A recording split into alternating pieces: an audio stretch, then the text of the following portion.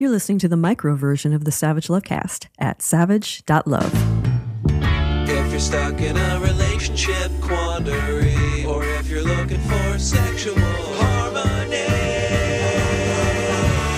well, there's nothing you can't ask on the Savage Lovecast.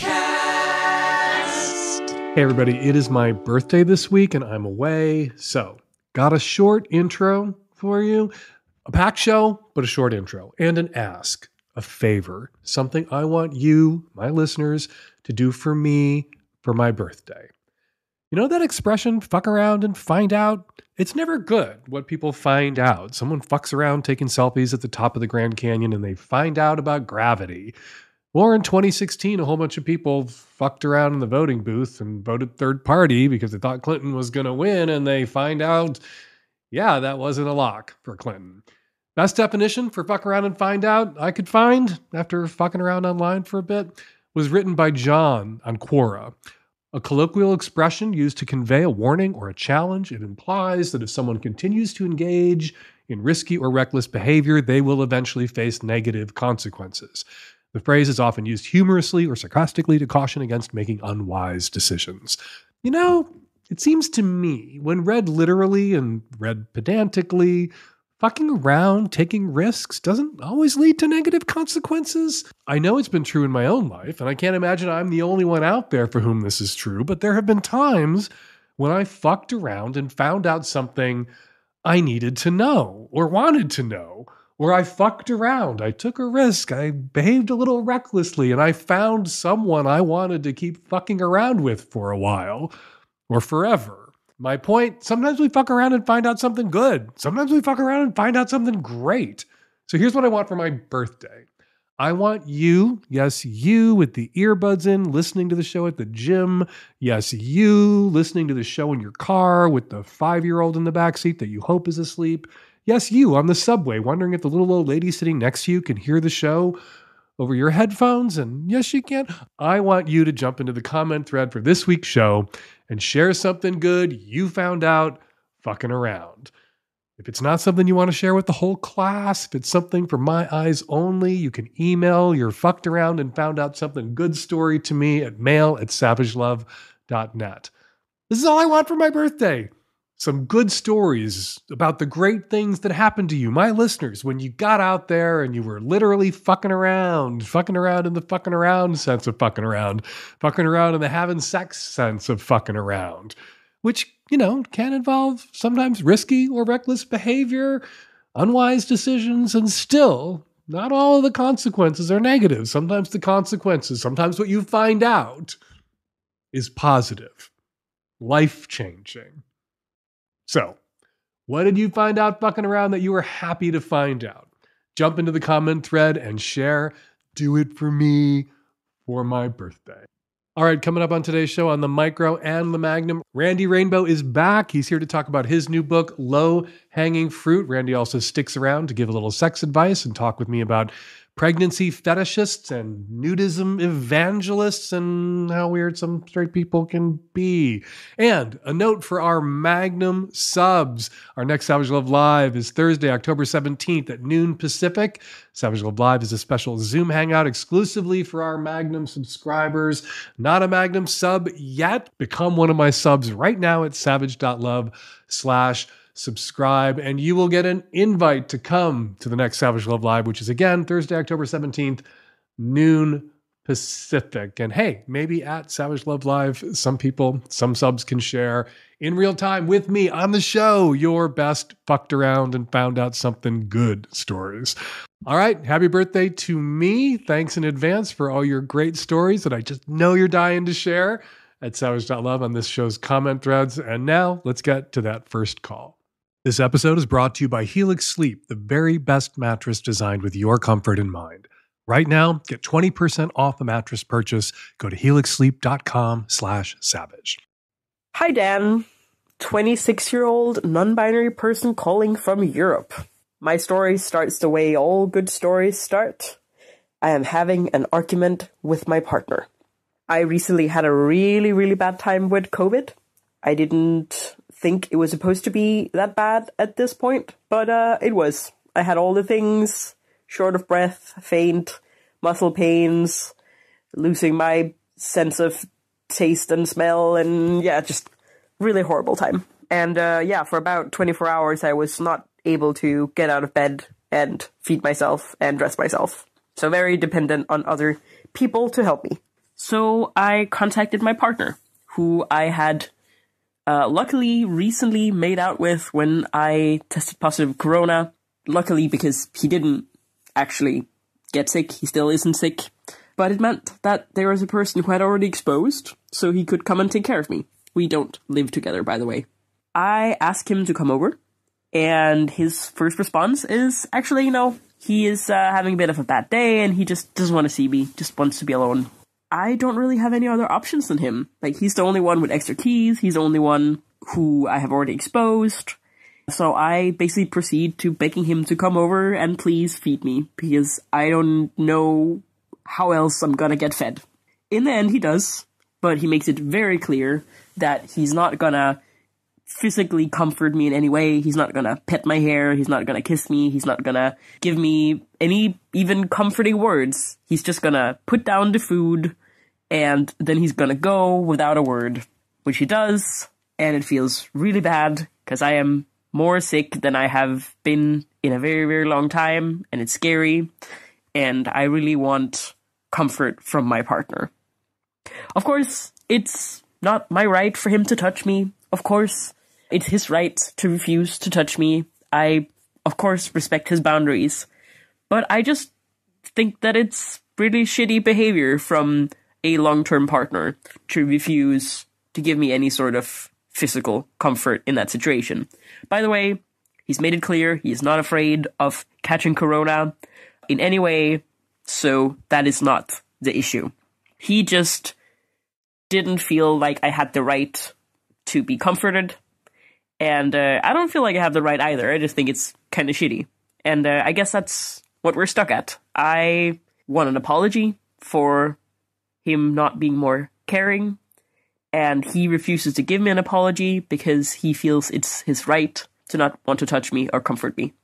Either this guy is an asshole, and you know that now based on his reaction to your asking for some help, or you left something out. You kept saying you exposed him.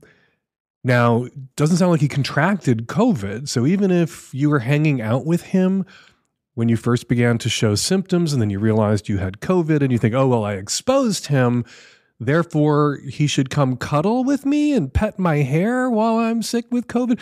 He didn't contract it necessarily. So he may not want to cuddle and hang out and hold your hand and sit next to you on the couch while you're sick, because even though you quote unquote technically exposed him, he didn't, from that one exposure to you when you were becoming symptomatic, contract COVID. It didn't take. He didn't get sick, and he doesn't want to get sick. And so he doesn't want to hang out with you. But there's something about the coldness and almost anger in his reaction that has me wondering if what you left out is you kind of knew you had COVID or suspected you had COVID, or he thinks you should have known that you had COVID when you hung out with him and exposed him, which is not a technicality that then requires him to show up at your apartment and make sure that second exposure takes if the first didn't, by holding you at a moment when, understandably, you're sick, you'd like to be held. I came down with COVID once. My boyfriend promptly left the apartment and I didn't see him for 2 weeks, 3 weeks, because I took Paxlovid and had rebound. It fucking sucked. But just because he was my boyfriend and we were around each other a little bit at the start didn't obligate him to stick around and really get COVID, make sure he got COVID. So, look, yeah, either he's an asshole or he's angry about whatever went down when you exposed him. If he's an asshole, fuck him. Break up with him. He's not your partner. He didn't react to you getting sick in the loving way you would expect a partner to. And you know how you expect a partner to react? Someone you don't live with at a moment where you get COVID, they say, oh my God, you're sick. I will be right there with food and anything else that you need. You need to go get your meds. You need anything comfort foodie special. I will run to that market or wherever and I will get you that special comforty foodie thing and I will leave it all on your porch. because I don't want to get COVID. And then I will call you and we can FaceTime and watch something together on Netflix in our separate apartments where I won't get COVID. And then you can keep testing. And when you test negative, I will be there in person when I'm no longer at risk of getting infected with this illness, which is still killing people by the hundreds, not the tens of thousands and hundreds of thousands anymore. But some people do get it and fucking die. And I don't know your boyfriend. I don't know if he has some underlying medical condition that could make COVID riskier for him than it is for other people in his age demographic who are otherwise generally healthy. I'm generally healthy. I have fucked up lungs and asthma. COVID was pretty risky for me. If I were your boyfriend, I would have run all the errands, gotten all the meds, brought you all your special things, special food, everything you need. But I would not have cuddled you on the couch. I wouldn't have. So, his cold reaction, he's an asshole. And you should ask him to bring food to your house one more time, and then you should break up with him. Hey, Dan and crew, 30-year-old bisexual woman. My family has gone through a whole bunch of stuff in the last couple of weeks. It started 6 weeks ago, where after a few weeks of my dad's declining health, my mom was looking through his phone for some doctor information and found evidence of his affair.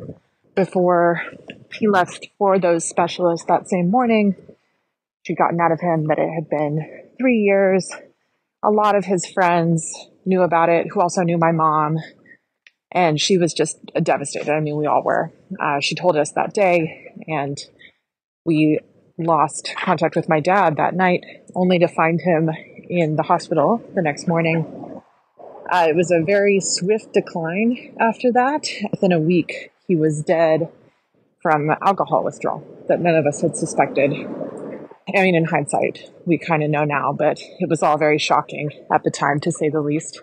I've been okay with regards to losing my dad. We weren't particularly close, and that's all well and good, but it's been pretty tough, to say the least, to sort of be with my mom and support my mom and the rest of my siblings, but mostly my mom, in the aftermath of this, because she didn't see it coming. Most of my siblings, including myself, were not particularly surprised to hear that my dad had had an affair, but obviously it's shocking nonetheless. My mom has made a couple of, very genuine treatments that this doesn't affect mine and my younger sister's ideas of marriage or whatever. I'm partnered, my younger sister isn't. My older siblings are married. I personally have a bit of a history with a lot of relationship trauma and sexual trauma. So needless to say, this was a lot of bad reinforcement coming from too close to home. I've always been interested in your thoughts on infidelity. I think you can separate the nuance for different situations, but I guess I'm just curious what your thoughts are about how to heal from this and how to not get cynical when you're confronted with really traumatic situations related to sex and relationships like this. First, I'm so sorry for your loss and your siblings' loss and what your mother lost, which isn't just her husband of however many years, but also her idea of what their marriage was and what they meant to each other and what they had achieved together. There are two different ways to understand a kind of late in life, late in a multi-decade marriage affair like this. You can understand it in the way that we're encouraged to understand infidelity, that if somebody could cheat on you, if they could do that, particularly a protracted affair, that's proof that they did not love you and that the relationship, this marriage, was a lie. That becomes a self-fulfilling prophecy. We're told that. We're told that that's how we should understand an affair, infidelity. And then we feel that way when we learn that we were cheated on. Again, it becomes a self-fulfilling prophecy. There's another way to understand it. Life is long. Relationships are complicated. People, as Esther Perel writes in State of Affairs, people often cheat not because they don't love their partner, but for reasons that have something to do with a need of theirs as an individual. And it doesn't negate the love and the commitment that existed, but was complicated by the affair, tarnished by the affair, that your father was so close to getting away with. You know, I have a letter, very different circumstance, from a married man who for a few years was going to places, massage parlors during a low point in his marriage and getting happy ending massages, which he stopped doing like 4 years ago. And he's wrestling with whether he needs to tell his wife to shift the burden of knowing from his shoulders to her shoulders, to relieve himself of the guilt by relieving himself all over her, and destroy, in the telling, her idea of what their marriage is and how their marriage has functioned over the decades they've been together. I think he should keep his fucking mouth shut. If I could jump in a time machine and snatch that phone out of your mother's hands, I would. Because, yeah, it would have been better if your father had gone to his grave having successfully hidden this affair from your mother, and your mother never found out about it, and you kids never found out about it. But what you found out was something that you should have always probably assumed, which is not that your dad was a cheater, but that your dad was a complicated and contradictory person capable of bad, shitty, selfish, inconsiderate, potentially really damaging to the people he loved actions like this one. Action makes it sound like a one-off, singular. I'm using action to refer to the affair, this 3-year affair. I would encourage you kids to tell yourselves that you just don't know what was going on in your parents' marriage. You don't know what sort of compromises, contingencies were made over the decades your parents were together. And I was talking to your mom, I would just tell her to look at the sum total of the marriage, not just the betrayal of the affair, but everything that they were to each other, and to regard this as a serious betrayal that caused her a lot of pain, particularly to find out in the way she found out about it, and at the moment she found out about it, where she wasn't then in a position to confront your father, to process it, to work through it, to be asked for forgiveness, that maybe she could have gotten to a place where she could extend that forgiveness to him. No, she finds out and he drops fucking dead. And so this is always going to be unresolved. Not that the resolution of a pain like this makes the pain disappear or makes everything uncomplicated and rosy again, but to have some resolution, even if what you resolved is I'm mad and I'm sorry, and that's as far as you could get before your dad dropped dead, that would be something. And your mother was denied in the moment that this all came out, even that. And I just ache for your mother, but I would encourage your mother to see this marriage not only through the lens of this affair at the very end of it, but to see the totality of it. And maybe if she can see the totality of it, it will not erase, not disappear the affair and what it meant, but dilute it. You know, I think when you're in a long-term relationship, I think when all relationships are stories that two people create together. The couple is a story that's told by the couple to each other. The couple is also a story that each of those people in that couple tell to others together and separately about who they are and what they mean to each other. And your mom's story about her relationship, about her marriage, is a lot more complicated than it was a week and a half ago. But it's not complicated in a way that a lot of people's marriages and relationships aren't also complicated. A lot of people out there who've been cheated on and taken someone back or forgiven them or left them and managed to salvage from the calamity, the catastrophe of the affair and the betrayal, a friendship, or even still a marriage. People cheat, get past it, stay married, recommit, are able then to see or feel the love that the revelation of the affair may have obscured for months or years. It can reemerge. And that's a story your mother could tell herself about this affair. Instead of telling herself, this means he never loved me, she can tell herself, this means our love was big and messy and complicated, and he was an asshole and selfish and did something terrible. And maybe if he'd lived for another couple of years, I could have divorced his ass, but stayed in his life because we have kids together, or we would have reconciled. And I think in the telling of that story, your mother may find some peace, because in the same way that a couple is a story, it's a myth two people create together, and a story two people tell each other and tell others about who they are. Your mother's going to have a story to tell about her marriage now that she's a widow. And what is that story going to be? And what is that story going to look like? And how much weight and importance is she going to place on the shitty, awful, selfish, boneheaded thing her dead husband did toward the end of his life? And how much weight is she going to put on everything else that the relationship was and meant and achieved, including you kids? As the shock of it fades, the shock of the affair, how she found out about it, and then her husband's death, it'll never recede out of sight, but hopefully it will recede to some proportionate way and not be the only thing she can think about, or the only thing she sees or takes away from however many decades your parents spent together. My heart goes out to you and your siblings, and most of all, your mother. And not that it matters, not that it helps, but I'm mad at your dad too.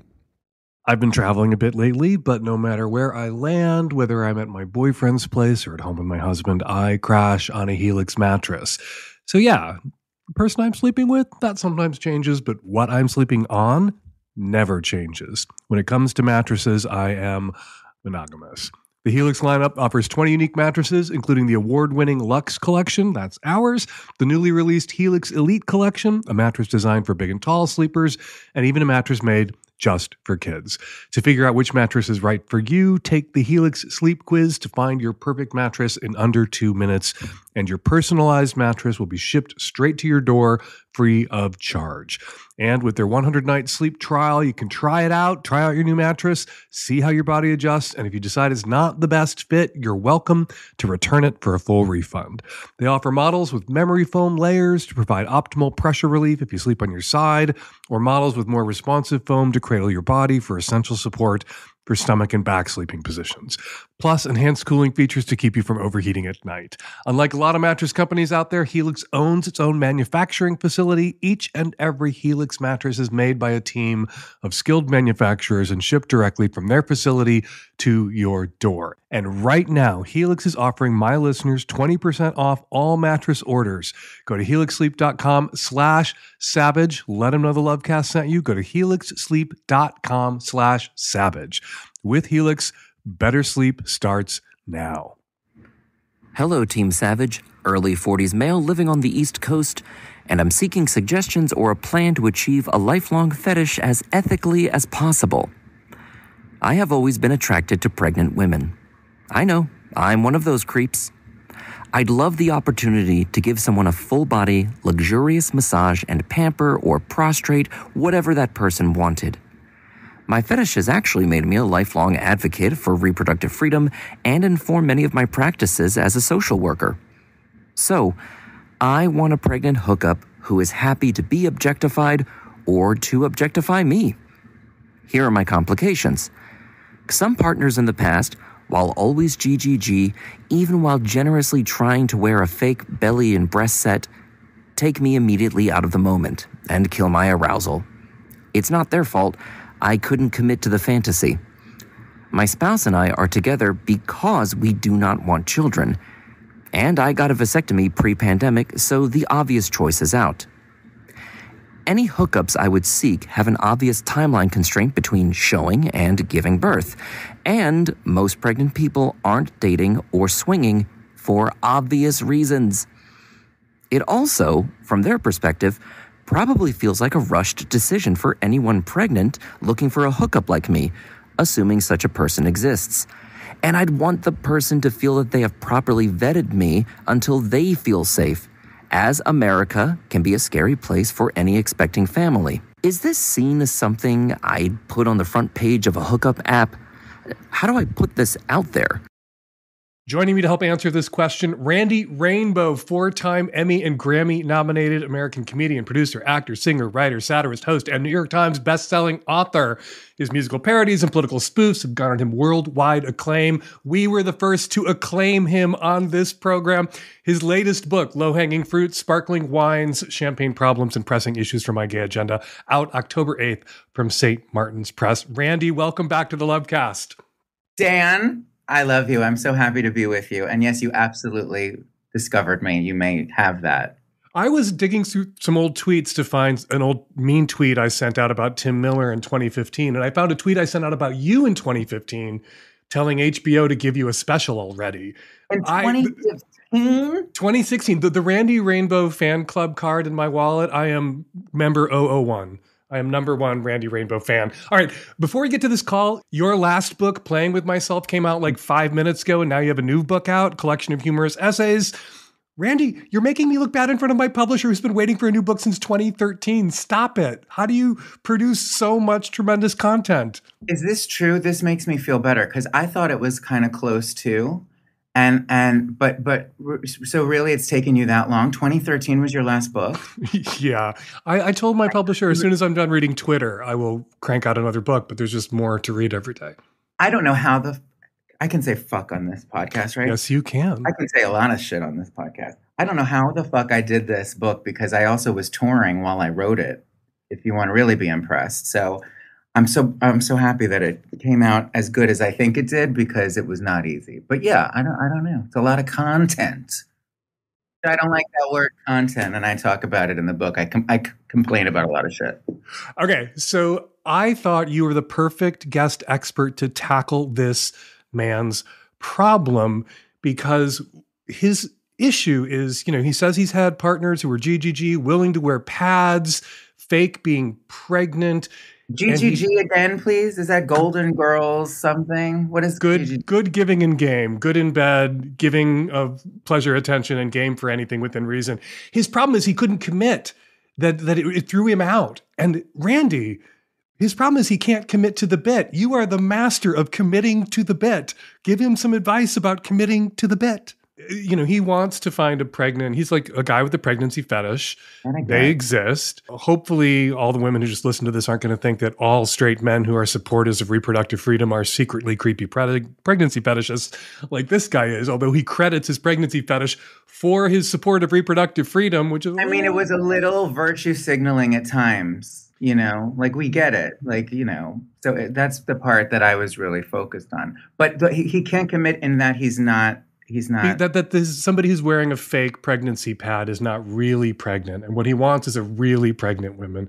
You do these amazing videos where you're performing with, opposite, Donald Trump, J.D. Vance, Ted Cruz, Marjorie Taylor Greene, and it's like you're in the room with them. So you don't have any problem committing to the bit. Give him some advice on committing to the bit. You have to just go for it. You have to just have a yes and mentality. And first of all, I have more questions than I have answers. This is why I feel like I'm of no use on this program, because I just want to pick your brain about this. Is it not easy for someone to find a like-minded pregnant person in a case like this? This is one of those kinks that's really hard to realize because, like the caller said, most women who are pregnant are partnered. They're not out there swinging. They're not single. They're probably not in the mood to be perved over by somebody who objectifies them for pregnancy, which for them is like this miracle. They're going to have a child. It wasn't sexual. It's not a kink that they're pregnant. And yet he wants them to allow someone whose kink is, oh my God, this woman is pregnant, to basically rub them all over. And there might be some women who are pregnant who might be into that, but they're going to be few and far between. And the odds that he's going to be in the same place, same time zone at the same time as one of those women, and they're going to manage to find each other. There's a lot of stuff going on. You just have to just settle for what just take what you get and then move on. And what he can get is a GGG partner who's willing to pretend to be pregnant, but he's saying that that's not good enough for him. Well, you know something? Life isn't fair. And like you said, I'm often talking to fake people in my living room, so this person can pretend that the belly is has a baby in it. I don't know. I mean, this is one of the weirdest, like straight people. I only learn of them when I come on this program, and I never will get it. We save up our best straight people calls for you, Randy, all year long. So weird. So your amazing videos, which have just gotten better and better and better, you're still making them in your living room? Well, I like to pretend I'm humble and like of the people, because people like to hear that. But I'm really in this luxurious second bedroom with a wall painted green instead of my original when you met me in 2016, when I was in a studio with like a green cloth that I was using for my green screen. So we're moving on up. Randy Rainbow, Emmy and Grammy nominated American comedian, producer, actor, singer, writer, New York Times bestselling author. His new book, Low Hanging Fruit, comes out October 8th. Randy, I'm so in awe of you, and you're one of those people that each success of yours just like brings me such joy and pleasure. And I follow you on Instagram, and every time you put pictures up of you at the Emmys, you with divas and heroes. I live vicariously through you, and I'm so happy for you. And you are such a mensch and a beautiful person, and you have been with me from the beginning, and I love you so much. I can't believe I have not been in a room with you yet. Every time you're in Seattle to do your show, I'm not in Seattle, and every time I'm in New York, you're not in New York, so we've never actually met in person. I feel like the first time that we'll be in person will be in Berlin at an orgy. Randy Rainbow, thank you for coming back on the show. Thank you. I love you. I hope you're enjoying my conversation with the amazing Randy Rainbow. For more of my conversation with Randy, become a Magnum Savage Lovecast subscriber today at savage.love. Hey folks, if you're a Savage Lovecast listener, we know you like true stories, and we think you'll love the radically honest true stories on the podcast Risk. Risk is where people tell true stories they never thought they'd dare to share, like the one about the guy who cooked and served his own leg to his friends as tacos, or the one about the woman who found out the person she was anonymously sharing her kinky fantasies with online was her dad. Risk is one of the first podcasts I ever followed, and it's still one of my favorite weekly listens. Host and creator Kevin Allison created an amazing show and community really at Risk. If you've never heard it and you're looking for something bingeable for a trip or a long flight, download Risk now and you will be instantly hooked. If you think you've heard it all, just wait till you hear Risk. Listen and follow Risk on the free Odyssey app or wherever you get your podcasts. Hi Dan, mid-30s married gay guy here from the UK. My husband and I have been together for 9 years, married for the last 5. We began monogamous and spent years talking about it. And 2 years ago, we decided that we wanted to explore opening up our relationship. This started off with a threesome with a good friend of ours. It was both of our first ever threesomes, and we liked that it was with someone that we felt close and comfortable with. After that initial threesome, we continued to sleep with this third person regularly, and still do. 18 months later, my husband and I were only open with this third person. We had grown really close with him, and even privately referring to us as a throuple, for lack of a better word for it. My husband and I then decided to open up our relationship further and see where it goes. At the beginning, I was really hesitant, but in the last 6 months or so, I have really come into myself and my sexuality, going to my first ever bathhouse and exploring cruising, which I had never done before. I never felt comfortable doing anything like that when I was younger. As I have gotten older, I have a sense of confidence and freedom that is just so liberating. I'm really enjoying myself and would love to continue exploring these new things and this new side of me. My husband, however, is realizing that anonymous hookups are not really for him. I'm thinking he might be more of a demisexual, even if he hasn't labeled himself. He also doesn't really feel comfortable dating people, as he feels like this is a bit too serious for him. This has left a bit of a gap between us. He feels like he needs to keep up with the hookups that I'm having, even though it's clear that he does not like doing it.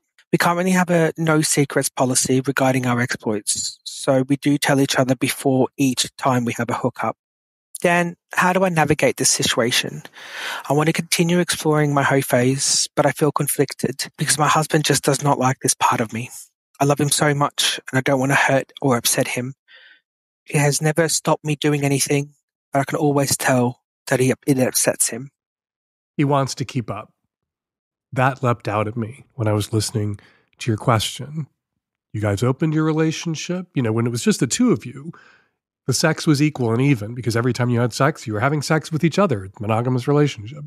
And then when you opened it up to just that one other person and became a kind of de facto throuple, and you're having a lot of three-ways, you were still having basically the same amount of sex. You were both getting the same amount of dick. But now that you're going out to bathhouses, now that you're having NSA sex, no strings attached sex, anonymous sex, a kind of sex that your husband doesn't enjoy, he feels jealous. I don't think is quite the right word. There is, I think, in gay male relationships, this masculine shit around competitiveness. We see our partners as, people we love and equals, but also there's just this like competitive one-upmanship in male friendships, male relationships, and even gay male loving relationships, which is where this desire of your partners to keep up, to match you dick for dick may be coming from. And if he can identify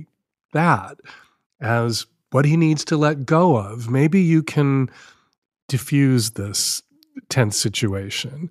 Right now for you, quantity is quality, but for your partner, quality matters more than quantity. Yeah, I've seen this in other gay male couples where they open their relationship up and one was getting a lot more play. We talk about this a lot when it comes to straight couples opening their relationships, where it's often a lot easier for a woman in an open marriage or relationship to find men willing to sleep with partnered women than it is for straight men to find women who are willing to sleep with partnered men. And so this competitiveness can play out differently in different relationships. But I think it's really acute in male relationships because of that male competitiveness thing. It's almost like, kids when mom and dad are dividing up the ice cream for dessert and you want to have your portions be exactly the same. That sort of sibling rivalry, I think, can play out in gay male relationships, but also that you're getting so much more than me, even though, he's still getting some more, but not as much as you. But what he needs to recognize and accept is that he doesn't want as much as you do. And so it's not a numbers game. It's not about matching each other dick for dick and it being even and the portions of dick ice cream being exactly the same. It's about, what do you want? What makes you happy? What does he want? What makes him happy? And there was something you said in your question that made it sound like your partner's going out there and getting some anon dick himself or nearly anon or going with you to the bathhouses. And he's not enjoying what he's doing because it's not what he wants to do. He's only doing it to keep up. And if he could let go of that impulse to keep up, to match you, to make sure it's fair and focus on fair in numbers and focus on fairness in sexual fulfillment, self-actualization, each of you making space in your relationship for the other to have what he wants right now in the proportion and the degree that he wants and needs it right now. I am kind of taking your side here because I think your partner is focusing on the numbers of dicks as opposed to the number of dicks that he wants, matching you dick for dick, as opposed to having the freedom to explore what he wants, how he wants to explore it, as you have the freedom to explore what you want, how you want to explore it. And there's the baseline freedom. Rather than counting the dicks, what you should do is place value and importance on that one thing. Not the number of dicks that you've each had this week, but the freedom you both enjoy to go out there as individuals, also as a couple together, and have experiences that you enjoy. You both, plural and singular there, that you two enjoy together as a couple, that you two each enjoy solo as individuals. And yeah, if he's out there sucking dicks that he doesn't want to suck just so he got to suck as many dicks as you got to suck, that's not going to be pleasant for him. And if you don't get to suck as many dicks as you want to suck because he's making this category error about what's fair and what's not fair, that's not going to be good for you either. So sit down with your partner, have a conversation, try not to lay all the blame at his feet, but Right now, I think the issue here, the problem here, is his. Vacation, all I ever wanted. Hi, it's Nancy, your singing podcast producer. Dan is on vacation, having a great time, so I've heard. So I'm going to read the listener comments from savage.love. What a kind, smart group you are. It's a pleasure to read these comments. Okay, here we go. We start with frequent commenter, Softig the Magnificent, who we love. They say, the caller with 2 special needs children and a depressed spouse and complicated relationship. Is it possible to be open in all the ways Dan described, but start focusing on reconnecting with non-sexual or very lightly sexual physical contact? I've gone through periods of more or less sex, and one of the things that has helped is that we have a robust habit of physical touch outside of sex. I know that's much harder with kids, but it still might help. Yeah, thanks, Zoftig. Now, here's a comment from Facebook in response to the mom who asked how to support her NB kid. Public support when it's safe. My parents came around eventually after I came out as a lesbian, but in the beginning, I think it was tough for them to admit to their friends, coworkers, and especially extended family that their kid was queer. It was hurtful to me that they couldn't just own it and claim it and say they stood by me proudly because I knew they were accepting me in private, but it would have been so empowering to feel that in public too. Then back to savage.love, JR says in response to last week's intro about the mice who get blasted with both testosterone and cortisone and then stress themselves out to death. Dan wished there was an easy way to know how evolutionarily diverged he is from that ridiculous Australian mouse, which is actually a marsupial. Good news, there is. This website offers a research-backed evolutionary divergence time for any pair of taxa. Timetree.org.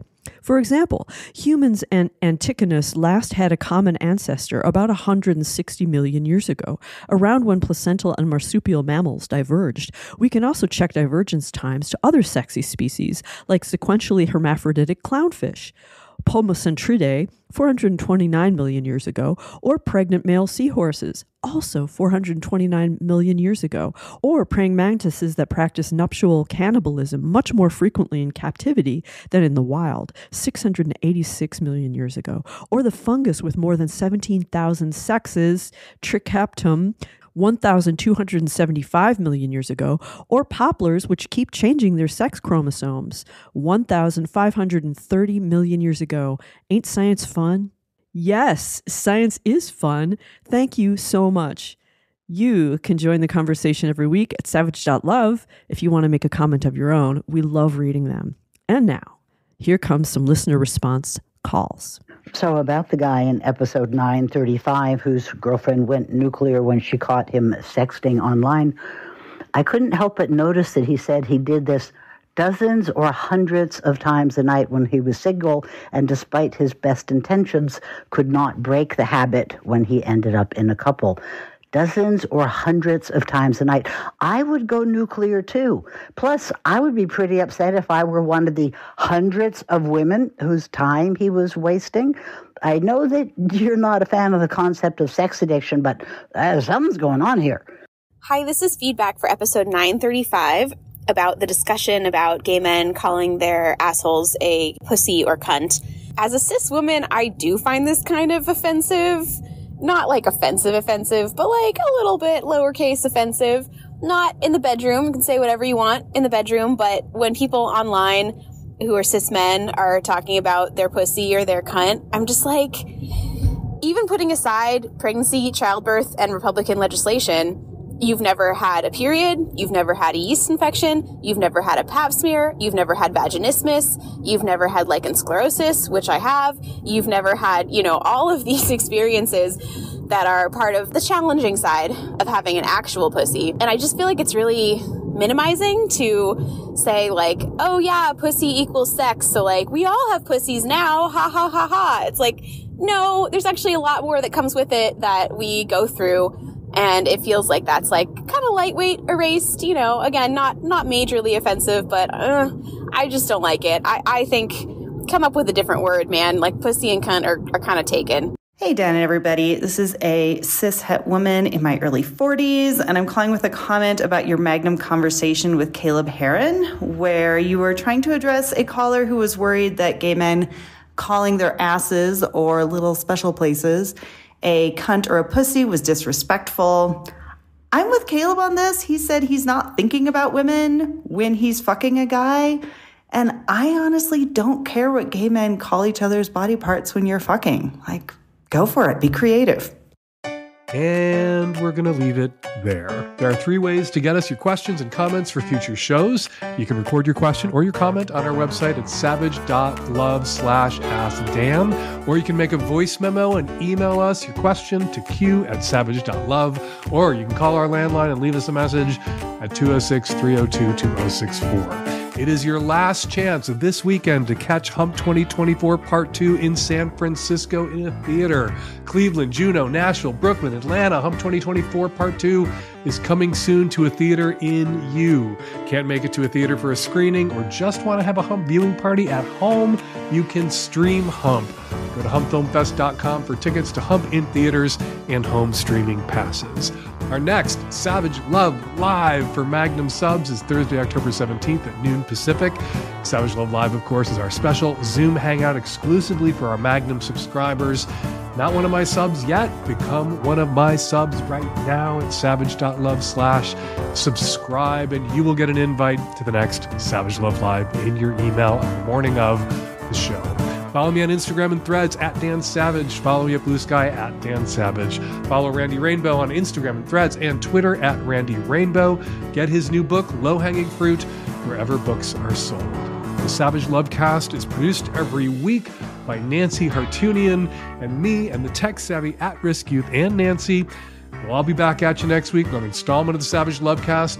Thank you for downloading. And now, you know what you need to do for me. Jump into the comment thread on this show and share your best fucked around and found out something good story.